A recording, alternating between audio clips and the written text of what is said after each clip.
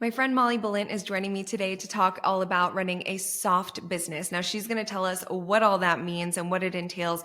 But if you've ever struggled to uncover what parts of your story to share, how to incorporate that into your business, how to find clarity in your business, if you've ever experienced burnout, all of this episode is going to be for you. It is such a great conversation, and she is an incredible educator, speaker, and multi-passionate creative. I know you're going to love this one because I personally loved the chat that we had. Enjoy.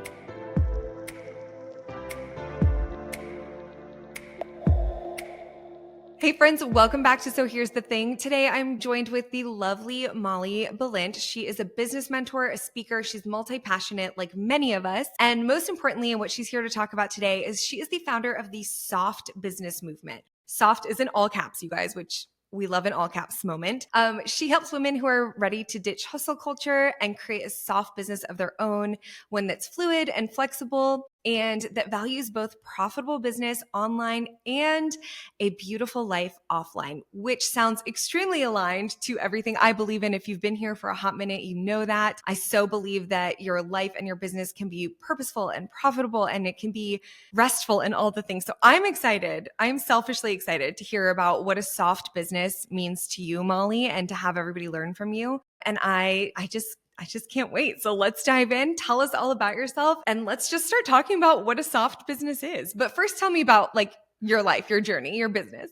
Well, hello. I'm glad to be here. I am a business coach and an Instagram strategist and a speaker, but I have sort of claimed to have found this thing called the soft business movement. And really, I think it sort of came from a place where I always felt very different about how I viewed like social media. I really have a lot of my background in social media strategy. And I really have always had this, honestly, sort of a love-hate relationship with it. I recognized the power of it. I recognized how there was so much opportunity here to grow a business. But at the same time, I really value being offline and I value time with my family and I value, just creativity and hobbies and just being present. And so I really have always sort of taught and even in my own business tried to be strategic and smart so that my offline life is just as important to me as my business because I love my work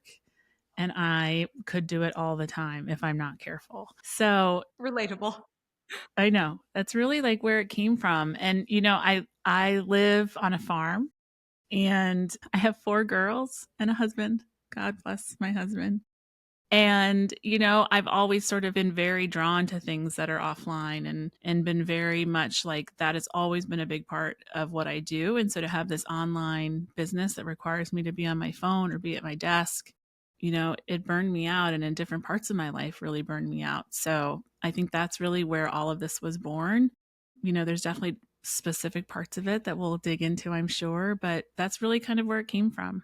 Oh my gosh. Well, I think that's so relatable to so many of us who struggle with the balance of online and offline. And I think especially in different, time frames and different seasons, some people call it, of our lives and our businesses. And like, I remember in the beginning, you could not pry my phone out of my hands. Like I was so excited. And now the older I get and the more my family changes and my priorities change and shift, I've definitely leaned more toward what you would probably call that soft business model. And I've recalibrated like my goals. So let's dive into what is the idea or the concept of soft business entail and how do you teach on that? Like what all goes into it? Well, really, like, it's actually kind of neat the way it all sort of came to be because I had someone I was coaching at the time, and she said, "One of the things I love about you is that the way you coach is just really soft." And I was like, wow, that's a neat word. And at the time, I had been sort of having my own like work on the side where I was feeling like, okay, there are all these women who deserve to have successful businesses. Like there is no one who does not deserve to have what they want and what they're dreaming of. And I was like, so why are businesses failing? Because it's not a question of the person. So I began to like really kind of map out like a big messy mind map on a piece of paper. And I had sort of come up with these like 4 areas that I felt like were the keys to a business and to a business's success. And they spelled the letters soft. Not even kidding. Like before I had already done the work. And then I think I had like one that I had to tweak the tiniest bit. So the letters do stand for something. And the first one is story. And I really think that this is the key. Like, this is probably the one that I find that's most important, the one that I find that people skip over, because I think there is something that's so important about understanding the stories that have shaped us and helped us become the person that we are. And those stories in turn shape the kind of work that we want to do in the world and the people that we want to help. And so when we know those things and we are like aware of those things, sometimes those stories are things that we're carrying with us that aren't serving us. Sometimes their stories are someone who has come into our lives as a hero and has shaped us and, changed us. For me, a lot of the stories were hard stories, and they were things that I was believing about myself that were holding me back in my business. And when I really uncovered those stories and realized that they weren't true and that they were really keeping me in the shadows, playing small, holding me back, and I sort of chipped away at them, then I had this like, no wonder I do what I do, because I don't want anyone to feel the way, like I'm spending all this energy making sure no one feels this way about themselves. And so it's not like, oh, and now I don't have any, I don't ever think about those things or those, stories I care. Like, it's not like I'm like magically fixed, but just the awareness of them. And then realizing that this is why I love what I do. And this is why I, want to like look at people and be like, you deserve to have the business of your dreams, and you deserve to be out front, and you deserve all the things that you want. Like, you do not need to stay small and safe and stay in the shadows. But that story also helps us figure out what about us is unique. And I think a lot of times that is the missing link for so many businesses and so many people, is that we're not super clear on what that is because we haven't done this work. And I think we start our business, or we have an idea, and the first thing we want to do is like, we want to get a logo, we want brand colors, and we want to figure out what we're going to sell, and we want to, put up our Instagram posts. But we need to do this work that's hard, that takes time, that's not as fun and exciting and flashy, but it is key. And that is the thing that helps us stand out. And so that's why this is so important. I'm so passionate about this. This is what I teach. This is where I start with everything, because when you figure all of this out and you see how it all fits together, it helps you figure out what your secret sauce is, and it helps you show up better in your work, and it helps you show up better with your people. And it is soft because when we know these things, we have like a grounding in our business, and we have like a peace and contentment, and like we just feel rock solid. And then we know how to show up. We can sense when things are in alignment. We can sense when there's friction. It gives us the ability to move and flex in our business with those things, because we know what's important to us and what we value and how we're different. So story is huge, obviously, as you can see. So the O of soft is observation. And I always say it's like lowercase o and capital O. There's the capital O in the sense of like, what difference do you want to make? What do you wish was different? What do you wish people believed differently about themselves? Like, what do you want as you sort of look out at the big, broad picture? And then the little O to me is like paying attention to the little details in our everyday lives, because those are the things that keep us present and keep us grounded and keep us like real and in touch with the things that are around us. It's so easy to get caught up in social media and all the information constantly pouring in and just being plugged in all the time. And so that little O of just noticing and paying attention and observing those little moments, I really believe that that's so key. The F is for freedom, because I really do think that this work we do gives us freedom to do so many things, to build so many things in our business, to have the flexibility to be with our kids in the middle of the day, or maybe it's caring for an older parent, or, just all the things that our lives ask of us. And then the T is tenacity, because I always want to make it clear that soft is not weak. It is not like being wimpy. Like, soft is tough. Like, it is tenacity. It is showing up. It is working hard. It is working hard with purpose. Like I say, I'm anti-hustle, but we all have seasons of hustle. Like, you're in a season of hustle right now, but it's hustle with purpose. And it's for a season, because I was in a season that I said was like my hustle season. And 7 years later, and my kids growing up, I was still in that season, you know? So we do work hard. I say soft is the new strong. Like, it is strong, it is tough, it is tenacious, but it has purpose behind it. So that really are sort of the keys to soft business, and the knowledge of them, that I don't want to say mastery, because I don't think we ever master. Like, we're always learning. But like, those things allow us to be strategic in our business, to be, like I said, like rock solid in our business, so that we can show up with like purpose and passion and intention, and then we can unplug and we know that we've done what we needed to do, and we can be like fully present in our lives, the people we love, the things we love to do, all of that. Oh my gosh, so much to unpack here. First of all, I love it. I love the acronym. I love that it coincidentally spelled soft. Like, talk about fate. That was amazing.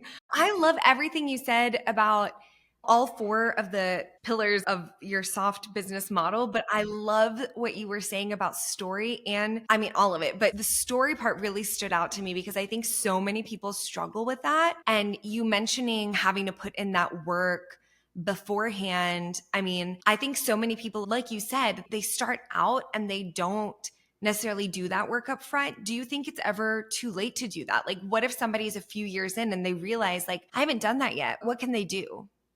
I was a few years in, like I was many years in, and then I did the work, and then I was like, whoa. Then my business took off and my confidence took off, and my like letting go of things that weren't serving me and serving my business that I knew didn't feel right.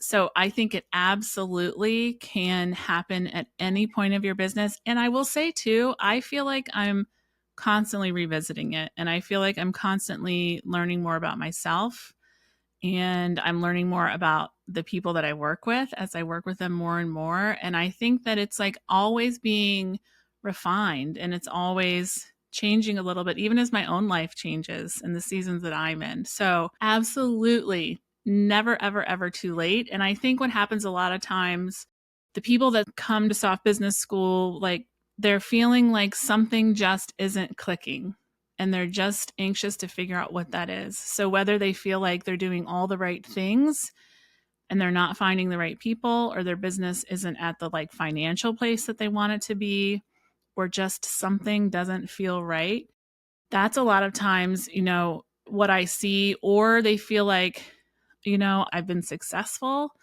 but I'm just feeling like tired and I'm feeling burned out, and I feel like something's got to give. And so they're drawn to soft business school, and they're like, they feel like, all this time, I'm not sure if I know what makes me stand out, or I'm not sure like what my story is, or what stories I want to tell, what part of it is public and what part of it's part of what I do. Some people work on their story and it's personal and it's theirs and it's shaped who they are, but it's not a story that they're going to like get on Instagram and be like, so when I was 10, da, da, da, it's personal.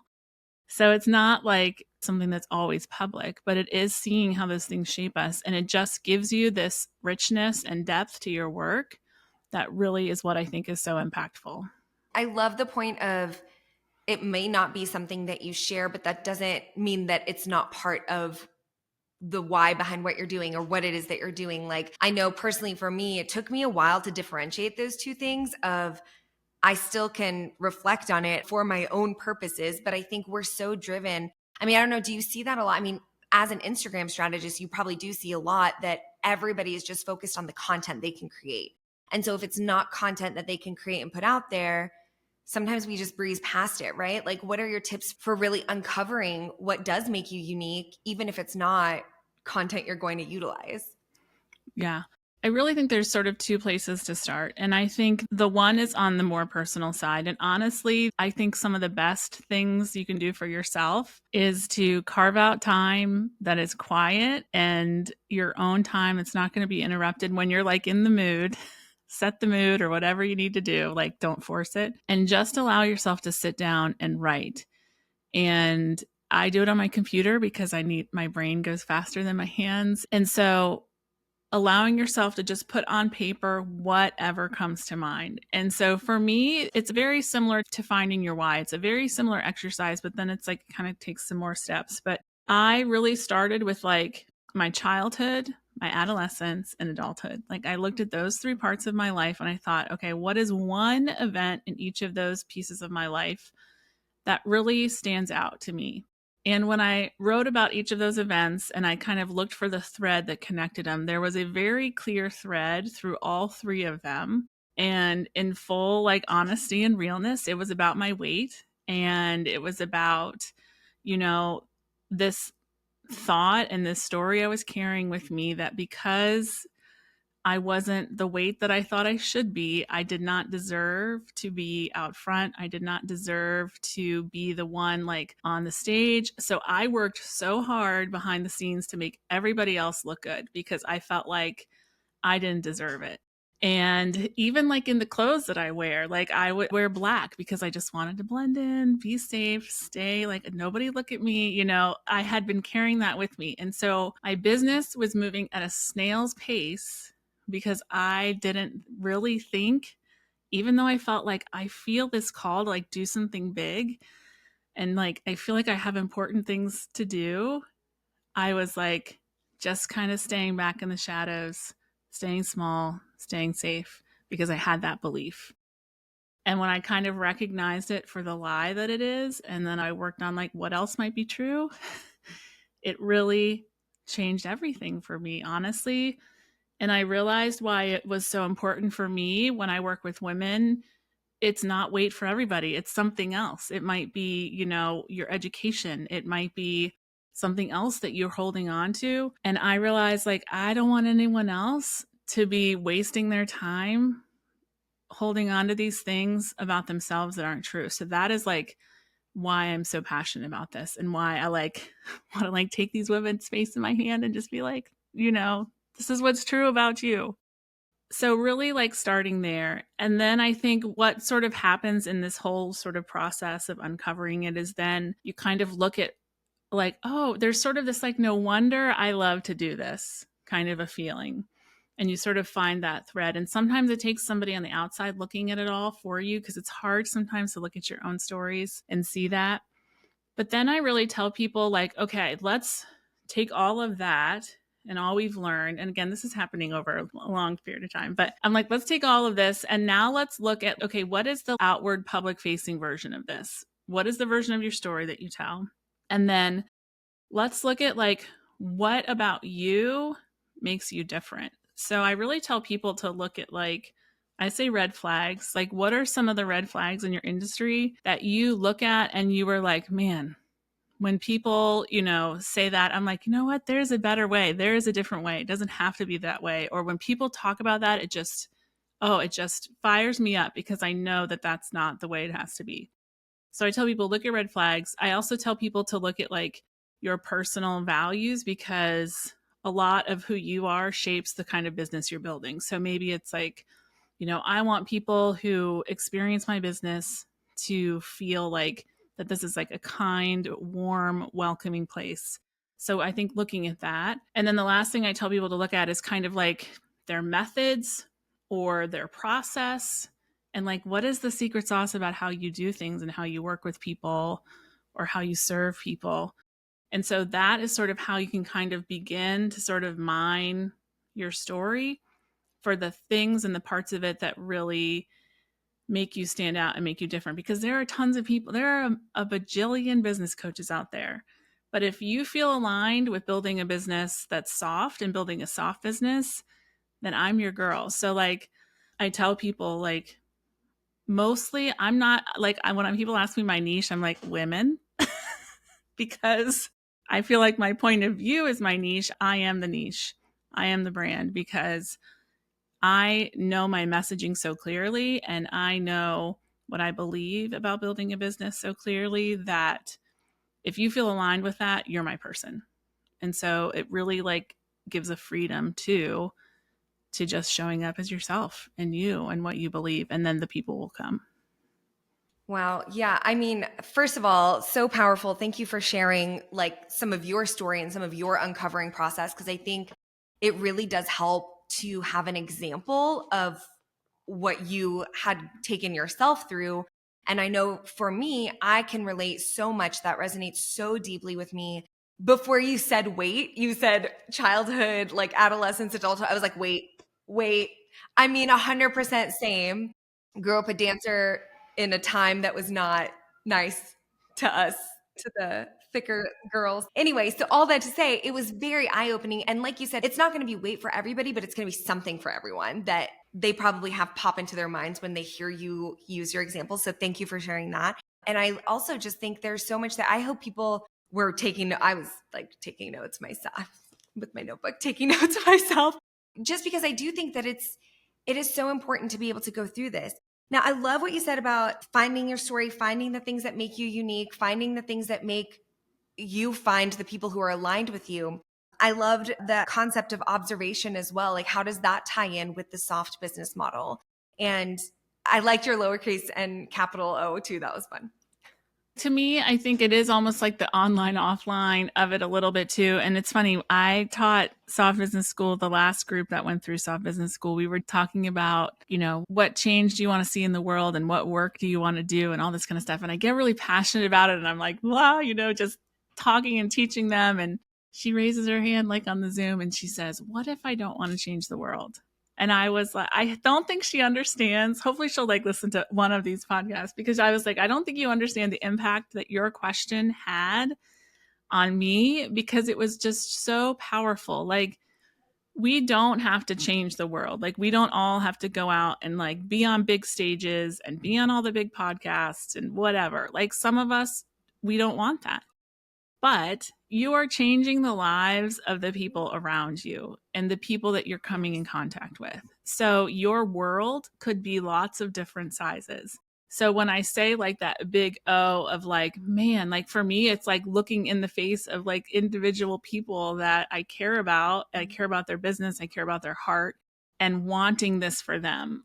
Of course, I want as many people to know this and experience this as possible, but not everyone feels that way, or they feel like what they want is smaller, or it's more behind the scenes. I have someone who, she's I have always felt like I can't do things, or I always felt like I wasn't smart enough, whatever. But turns out she's a tech whiz. She can just come in and figure it out, help you feel less overwhelmed. But she's not going to get in there and be like, well, the reason that you can't get your funnel set up is because you have these beliefs about yourself. That's not what she's going to do. But she knows why it matters to her. It makes her more passionate about her work. So I think that's a good point to make, because I do get very passionate about it.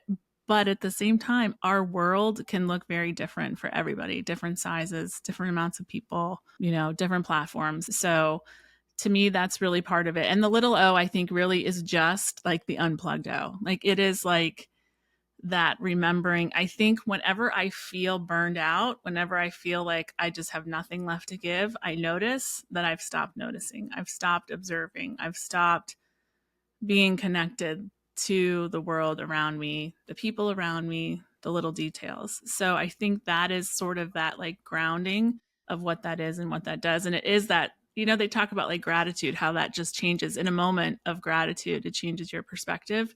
To me, it's very similar to that. Just that, paying attention really does change our perspective and sort of bring us back to what really matters.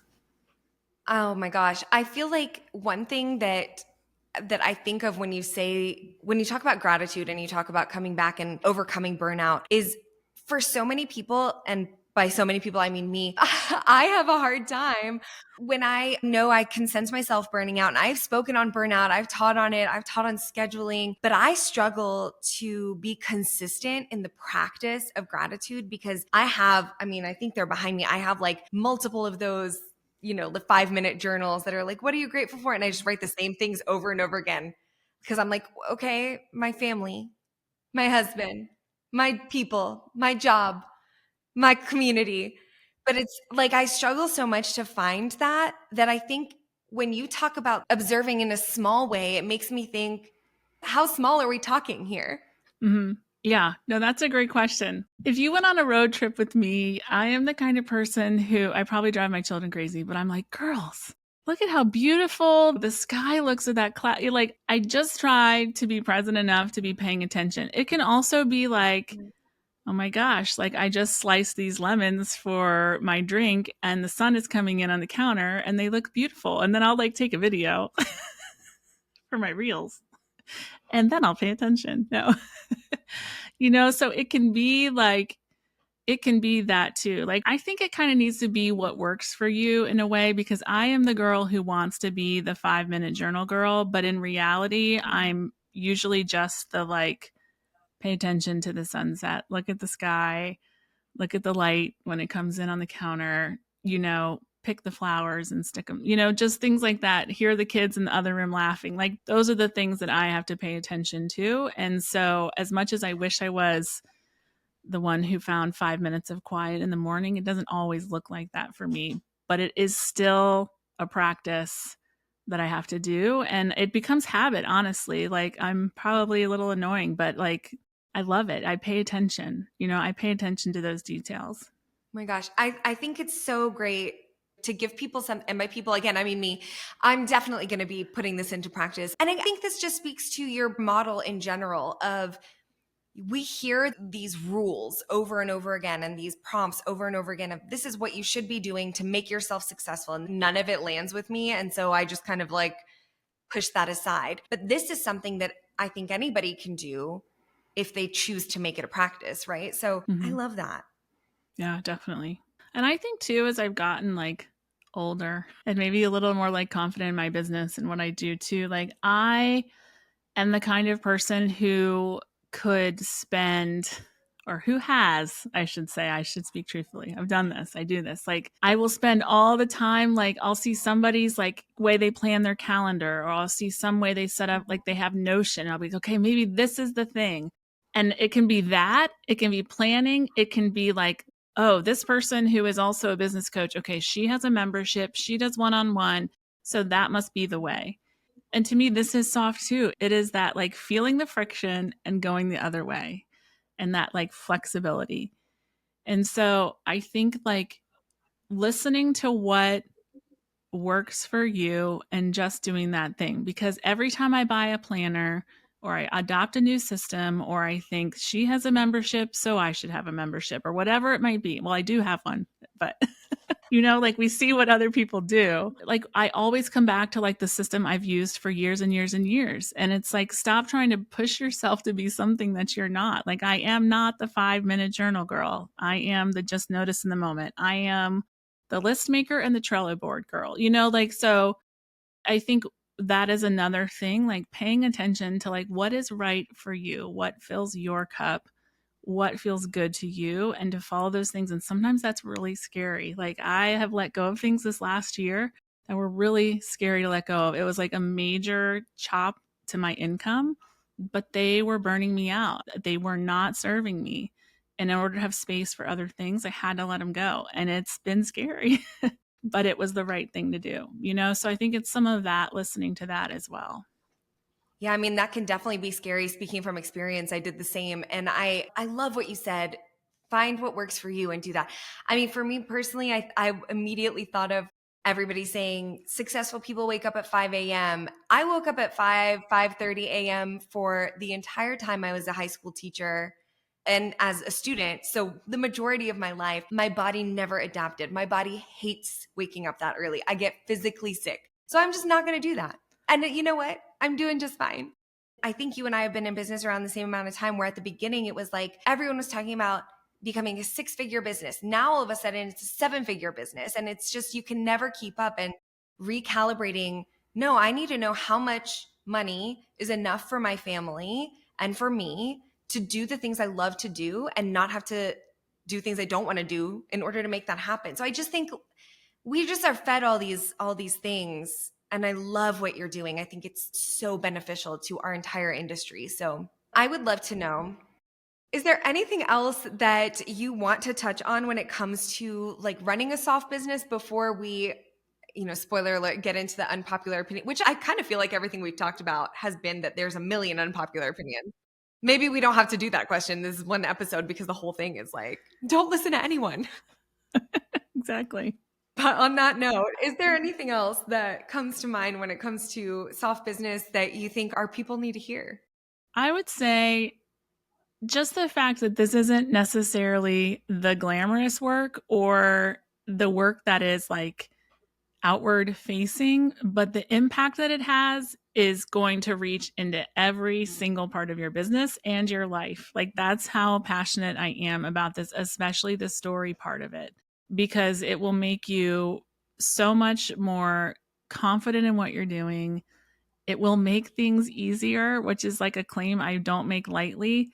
But honestly, like, it really, really does. It trickles into your content. It trickles into the products that you have. It trickles into how you talk to people, what your like brand is. So to me, I think like just being willing to set aside time to do this kind of work is so important, and it's so hard to make yourself do it. But I honestly believe it changes everything. You know, our lives and our business are so intertwined, and it will just have an impact across all of those things.